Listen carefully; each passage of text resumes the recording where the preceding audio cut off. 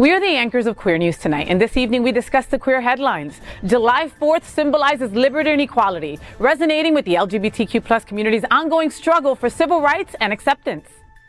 In 1995, two Wong starring Patrick Swayze, Wesley Snipes, and John Leguizamo as drag queens was released. We have some must-know insights on this milestone. Bailey Ann Kennedy became the first transgender woman and Asian American to win Miss Maryland USA, marking a significant milestone in what it means to be beautiful in a pageant. LGBTQ+ community members on Reddit discuss bedroom lighting choices, emphasizing how they impact intimate moments and sensory experience. Yes, we're going to talk about if we like the lights on during sex.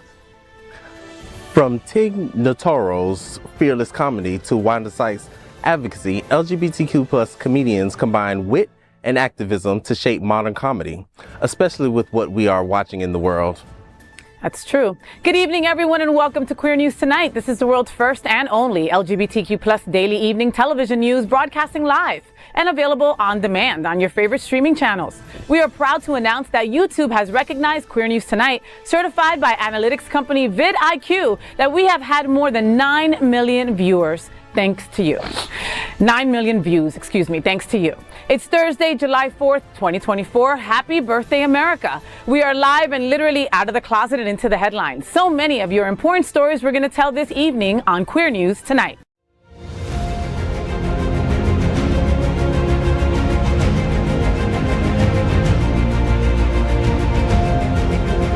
This is the world's first live daily LGBTQ evening news show. Literally out of the closet and into the headlines on Queer News Tonight. This is the world's first and only unedited live LGBTQ+ evening news show.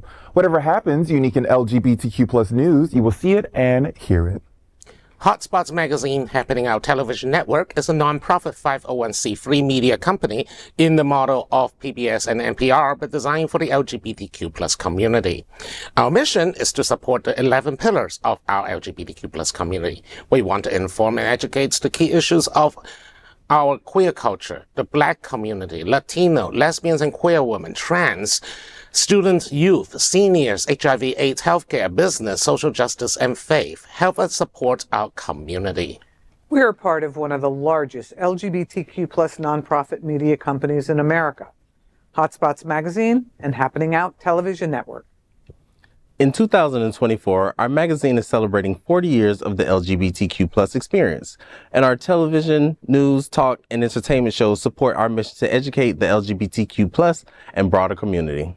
So let's meet tonight's anchors at Queer News Tonight. Let's begin by welcoming Bonnie Builder, this beautiful queen. She's the premier South Florida bodybuilding drag queen and the current reigning Mixed Marys. A recent graduate of FIU, Bonnie Builder comes to life with a microphone and a spotlight, and we love her for it. Welcome back, Bonnie. How you doing, mama? I'm having a really good time. Last night was Wednesday, where I host my trivia night at the Gathering on South Beach. So if you'd like to see me in person, which I bet you do, then I would catch me there on Wednesdays at the Gathering. Also, on Saturdays in Brickell, you can catch me at Kush Brickell, formerly Tobacco Road, from 4 to 6. If you smart or dumb as hell, come see me, baby. That's it.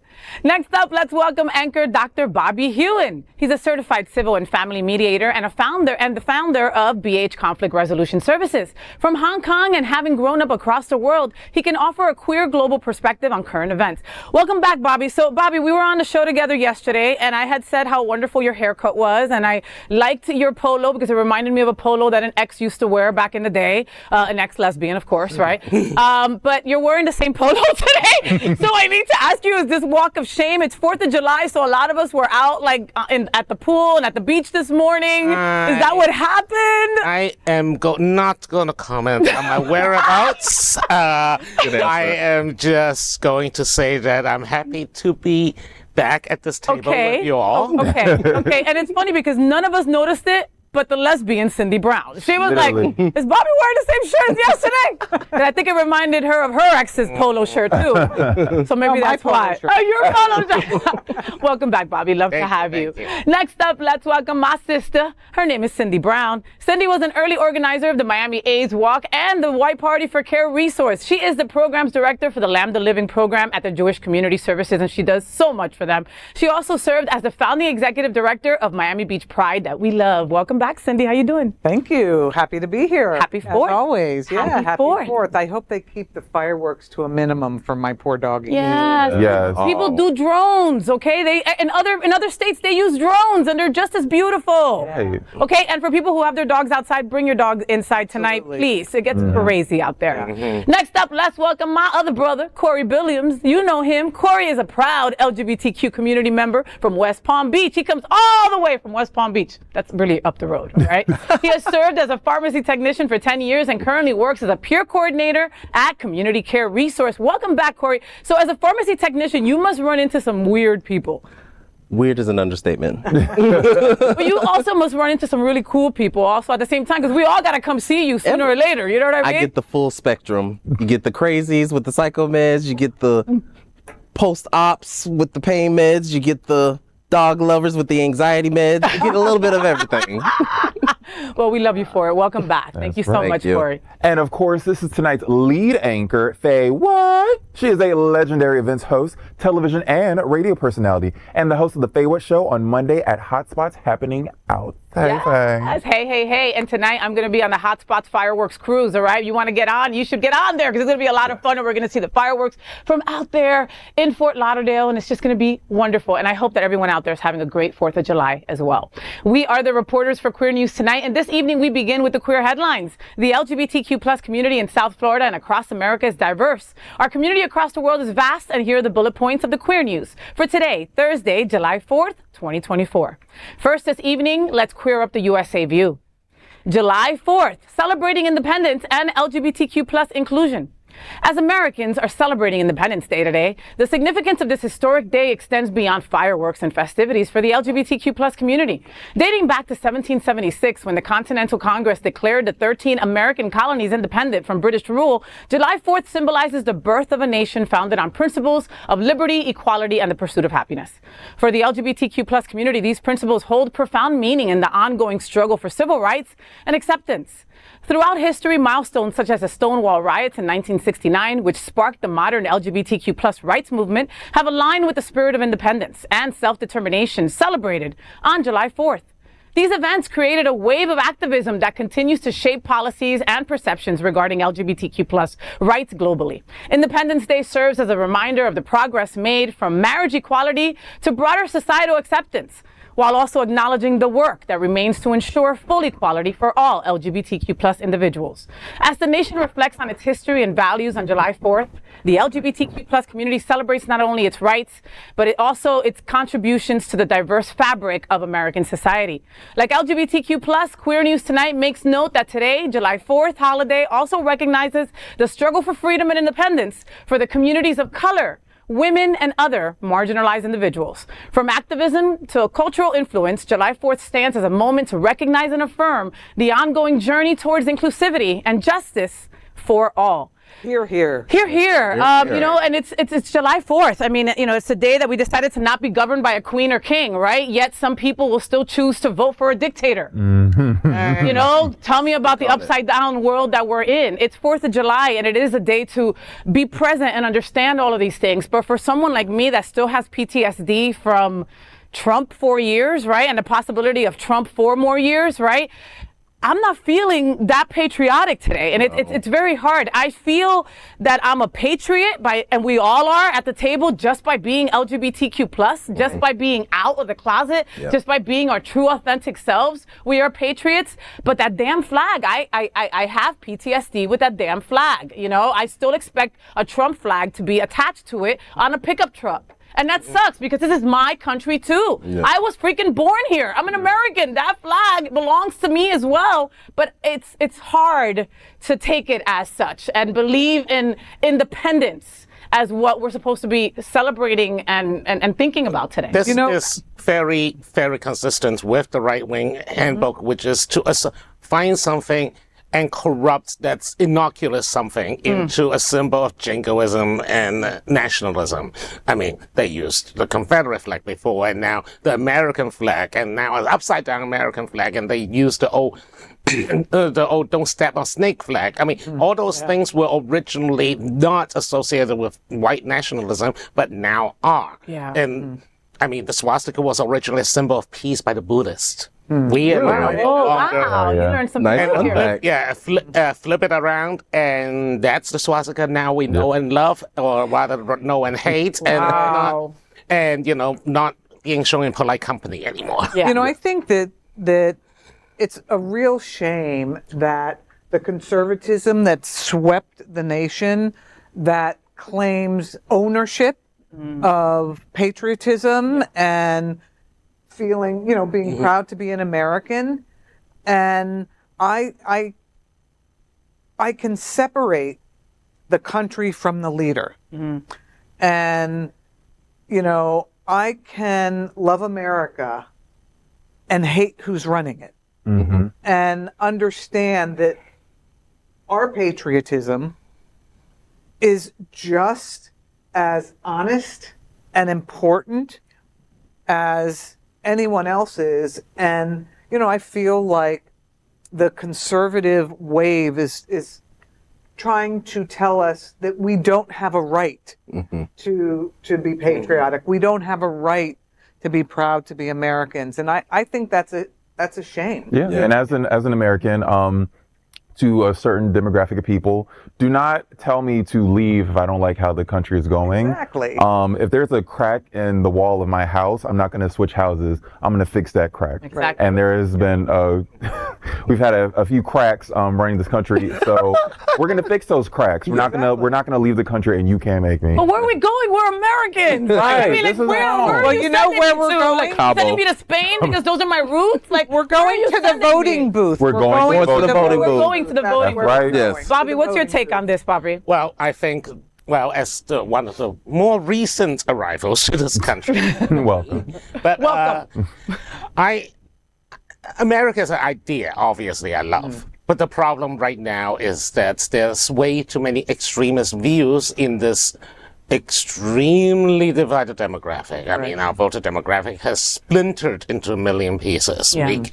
Even the liberals can't agree with liberals. The MAGA has taken over the Republicans. There's no such thing as a traditional conservative anymore. Right.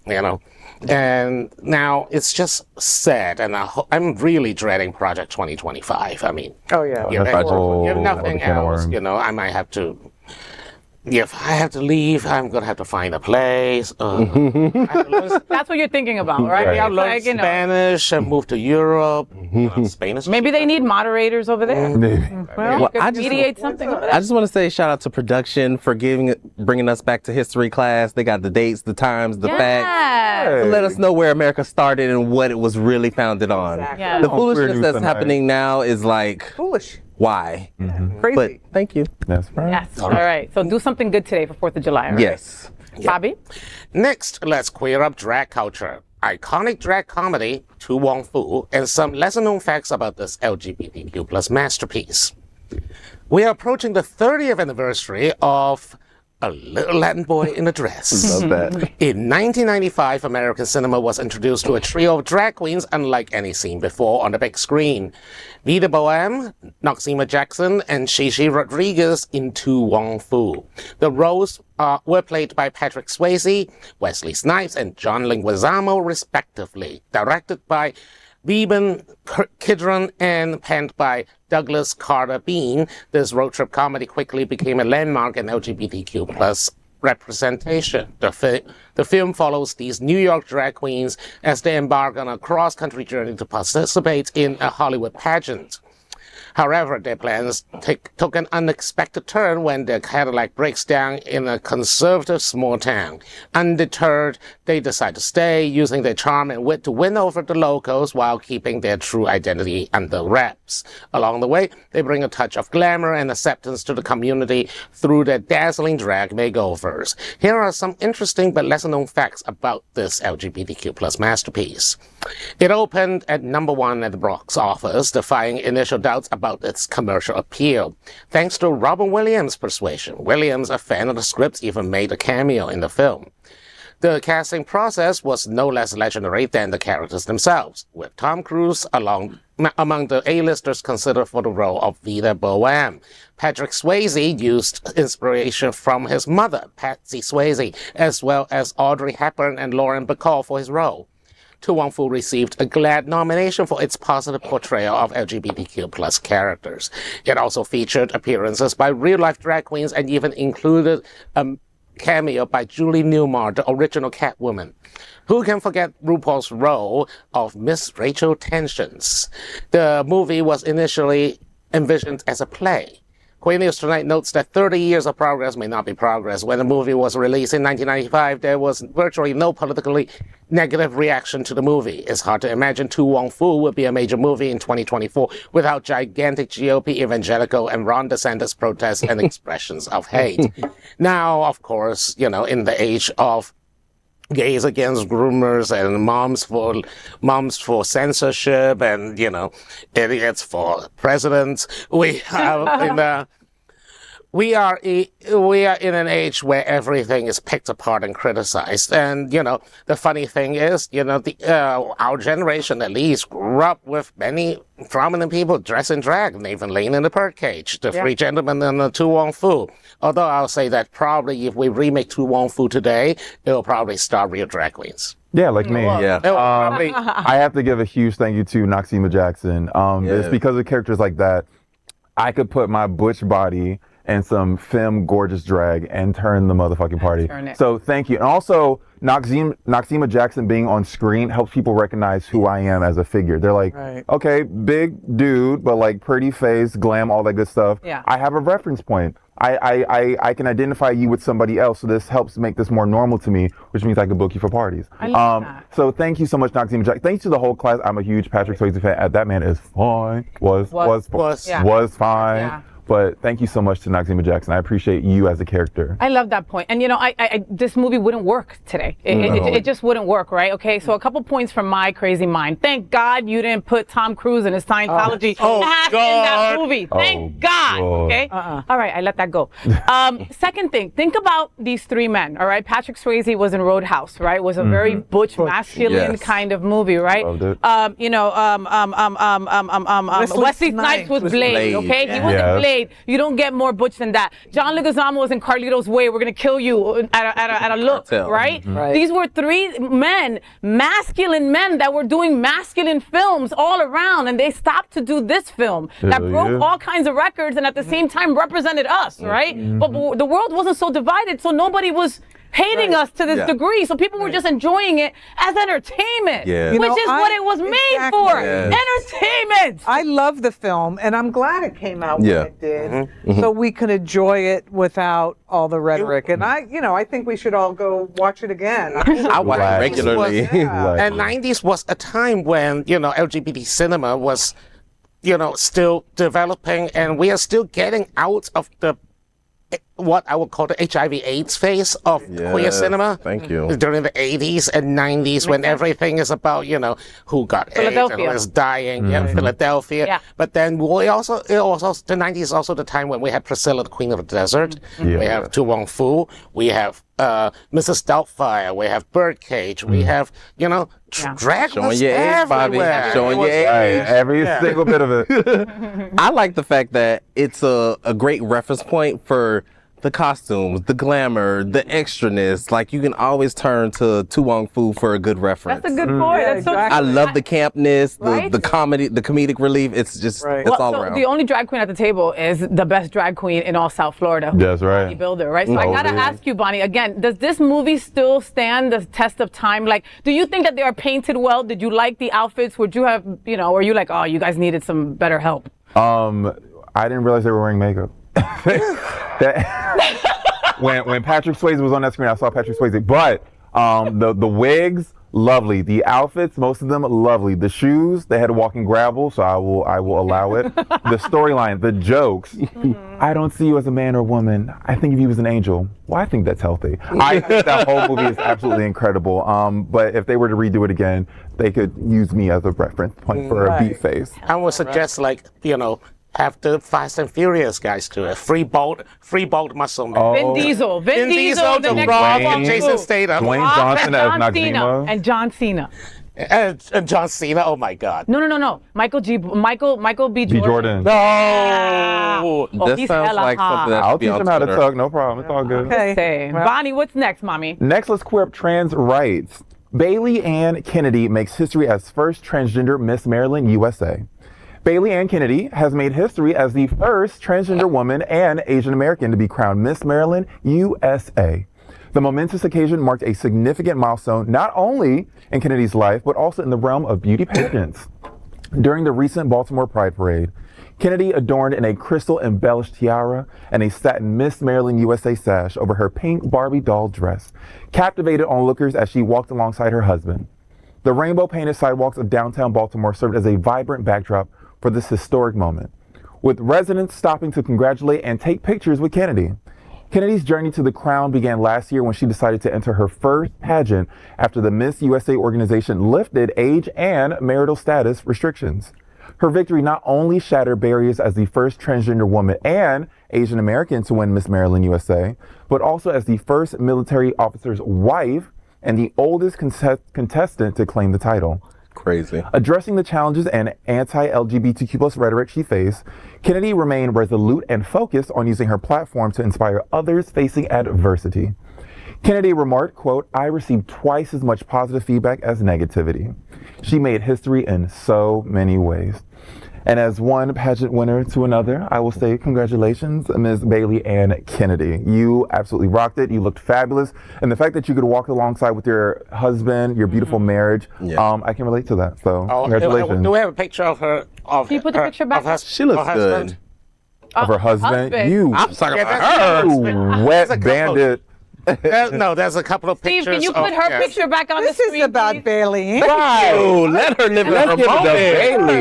No, it's all about the whole. She Bailey. is They gorgeous. took uniform is pictures gorgeous. with him. Okay. That's a pet great. So wedding you can picture. go stalk her later. But and look at her. But the story right now is about Bailey, so let's give her her light. all Look right? at her. She marked off so many different. Johnny. She marked so many different boxes, right? And I'm so excited that the first two, right, being the Right, first trans and the first Asian American. But she's also the oldest woman to ever have done it in Crazy. Maryland. Like right. that is incredible, you know. And it's all about representation. We've got to see ourselves in things like this to be able to know that we can freaking do it too, you know. And she had, and I don't know her or anything, but I know she had to work twice as hard. She had to deal with more shit than anybody else had to there, and yet she still got that crown deservingly. You know, and women bravo. aren't nice. Women are not nice to each other. So I can Especially only in those imagine that settings. back room. Right. In a pageant setting, Especially in girl. we've all seen, what is it, showgirls? Throw the pearls. Throw the pearls down the stairs, bitch. I want that crown. Not that you did that, Kevin. Not that you did that, mama. good Congratulations. for you. You deserve that. Congratulations. Cindy? Okay, next let's queer up gay culture.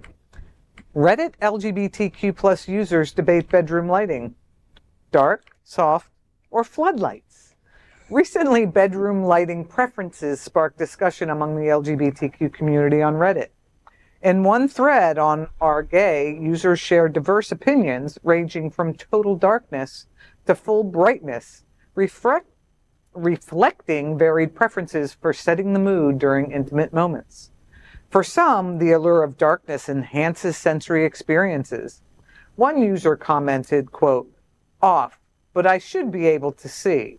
When your eyes sense less, other senses become more intensified," end quote.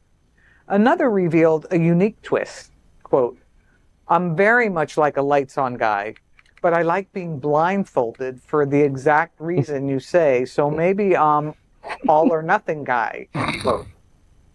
Others opted for a middle ground with soft lighting preferences. One comment said, quote, "Soft lights forever. Enough dark to be intimate, but enough light to see the splendid body of my partner." Humorously adding, "Well, if I had one, LOL, end quote. Conversely, advocates for fully lit environments emphasized visual engagement. One comment said, quote, on, I want to see everything, end quote. Another emphasized the holistic sensory experience. Lights on is my preference. However, fondling and fumbling in the dark certainly has its place now and then, end quote. The discussion shows how lighting choices can significantly influence intimate experiences. No wonder the LGBTQ plus community takes it seriously. Lights, camera, action. What about you? Well, I, for one, would say, soft lighting, but I want to see my beautiful partner if I had one. So I agree with that comment. Okay, well, so for me, it really all depends on how cute I feel and how cute you are. Okay? So if the person is ugly and I've had a couple drinks and I'm just trying to get my rocks off, let's just turn off the lights. Who has time for that, right? We're fine, With my wife, I want to see what she's doing because I don't trust that Cuban, right? So she's always trying to stick things in me. And I'm like, wait, let me see what you're doing. You know what I mean? So I think it all depends. And I look freaking stunning in red light, so I am also good with that. What do you think, Bob? The community of people that like sex in public places, you can't really control the lighting. So you deal with the cars you're dealt with, whatever is available. If that street light is on, if that street light is on, then baby, you got some light. If it's not, then you deal with the police lights, headlights, police car lights, whatever you got, you make it work. I'm personally a soft light person. Okay. I need to see what I'm doing. Okay. I'm a visual person. Okay. And at least some lighting is required. But also I don't mind doing it in broad daylight. So you don't give a shit, basically, right? But, I mean, lights, no lights, don't matter. Lights, no lights. But You just happy you're getting laid. But however, if I walk in there, and you have ring lights. I do expect a video release for this. NDA. No, not NDA. More like if you're on certain fan sites, don't sue me. I'd be more like W9. Give me a freaking, give me a chunk of it, right? Well, I personally, please. I like the lighting on initially because I have to examine the merchandise, make sure there's no boils and rashes and things of concern. Then at that point, we can drop it low and drop it off. All right. I mean, there you go. There's points. I work in a healthcare facility. Let's inspect those things. Could be there. Exactly. Well, but at least you know how to treat it, which is a great thing, right? You get 2 for 1 right there. Doxycycline. Just carry the doxyped wherever you go. Talk to your doctor Got your blue about pill doxyped. or the other blue pill. Yep. What's next, Corey? Next, let's queer up entertainment. Here are LGBTQ plus comedians we should be paying attention to. 2024 has become a difficult time and place for much of the LGBTQ plus community. The prescription to face it is laughter.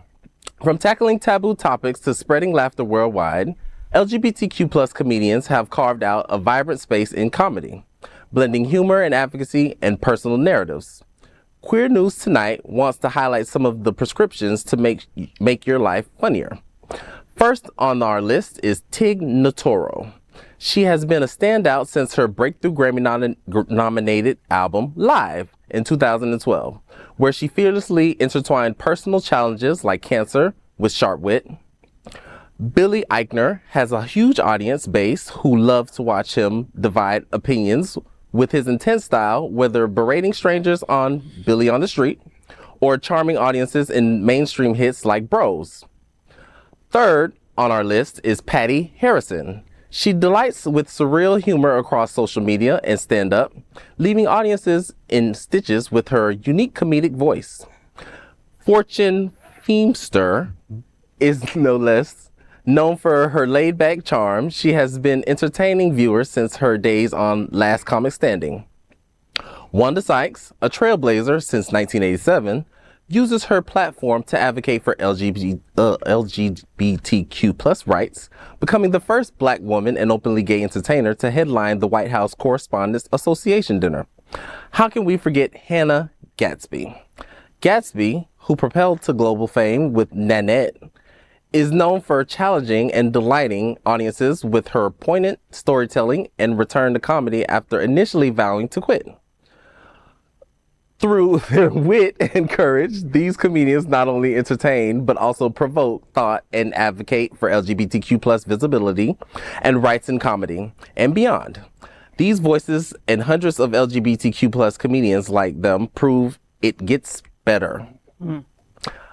I love a good laugh and a good chuckle. These are all some great comedians. One or two of them I have to get a little more familiar with, but people need to laugh nowadays. Right? It's so much negativity. It's so much hurt and just unnecessary talk of negative subjects. Let's laugh. Well, and that's how we heal, right? That's how we heal, Corey, is by talking, right? And if you could use, your stories and the shit that happens to you, right, and make a career out of it. Yeah. And then also us as spectators see ourselves on this screen. I mean, you're doing so much good for our community. And I have to say thank you to Queer News Tonight for spotlighting many women today on this show. It's usually always male dominated, right? Especially in many fields, in most fields, right? So the fact that we're tackling these incredible women are fantastic. Wanda Sykes, so many comedians say that she's their mentor. Yeah. You know what I mean? Wanda Sykes has been around forever, has had to deal with white people forever, was the only black person on Curb Your Enthusiasm for years, and could hold them all, could hold her own, like F it, Tig Notaro and the other they them, Hannah. I love them because they're on the spectrum. They also show how we can do more with other disabilities that you might not know a lot about. Period. In a funny way. In a funny way. In a funny way that doesn't make you uncomfortable. It doesn't. Tig Notaro was on Star Trek, I think. I'm not a Trekkie or anything, It but looks like a Star Trek. But but how cool is it to see ourselves represented in freaking Star Trek? Yeah. I mean, that's what I love that. Love the Fortune, but let's add a couple of people that weren't. I love Mateo Lane. We were talking about him Yes, before. he has a show coming in September, and I love him. His TikToks are just freaking everything. Yeah, I love him. I'm filling my queer comedy share on TikTok now. Yeah. Because I don't know where to find them. Well, and that's where you find them. Yeah. We could also talk about Margaret Cho. Margaret Cho's fantastic. Yes, major. She's a queen. And she is a queen. So if it's the first time that you're hearing about these other comedians there back home, look them up. Go support them. Go to one of their shows. All right. They might not be filling up big arenas, but trust me, they're talking about what you're going through. And there's nothing better than that. And they're funny. They're very And they're funny as shit. They're funny AF. Yeah, there's another lesbian comedian named Judy Gold. Oh, old school, yes. I totally love her. She's hilarious. She's dealing with all of this political stuff really well, and also things that are happening in the Middle East. She kinds of breaks it down. And I think that when we learn things and there's humor added to it, it's, like I said, it makes us less uncomfortable. Yeah. And it's probably easier to process, exactly. right? Makes the conversation palatable. And they're important things to share. So, yeah. Yeah, look up Judy Gold. I love that. I'm going to look her up also because you're going to touch a subject that's really hard to talk about for many people, right? Absolutely. And you're going to teach us about it, but you're also going to, make us laugh. make sure that we laugh and are entertained for it. I remember that's Judy. genius. I remember Judy Gold when she used to be, or maybe she's still a frequent guest on Wait, Don't Tell Me, or the NPR game Well, she shows. has her own podcast now. Oh, yes. And the name of it just blanked out of my I'll find it. head, but, you can use the Google. The Google. You can use the Google. Yes. Tonight's broadcast is presented by viewers like you and the generous support by Visit Lauderdale. Everyone under the sun.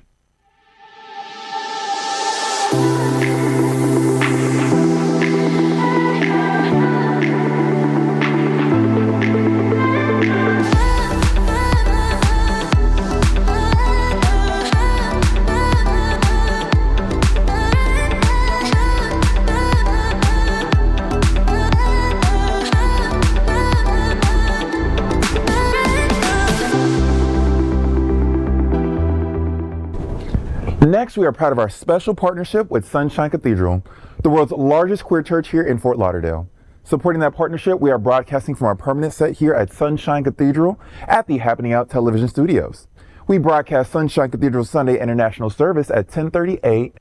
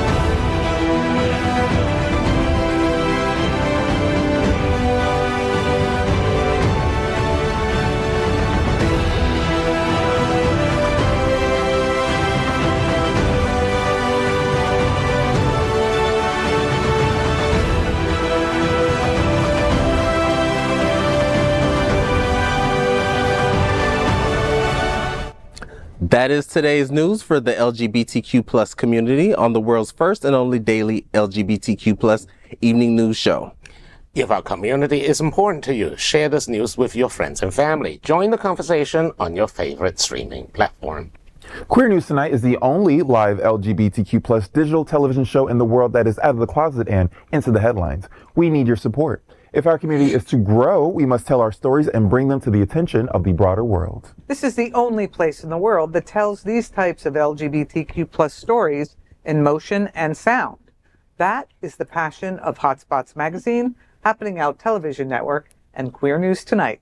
I'm your anchor at Queer News Tonight, FayWhat? And on behalf of these LGBTQ plus reporters, the incredible anchors of Queer News Tonight, including Bonnie Builder, Dr. Bobby Huen, Cindy Brown, Corey Billiams, and Luna the Pup.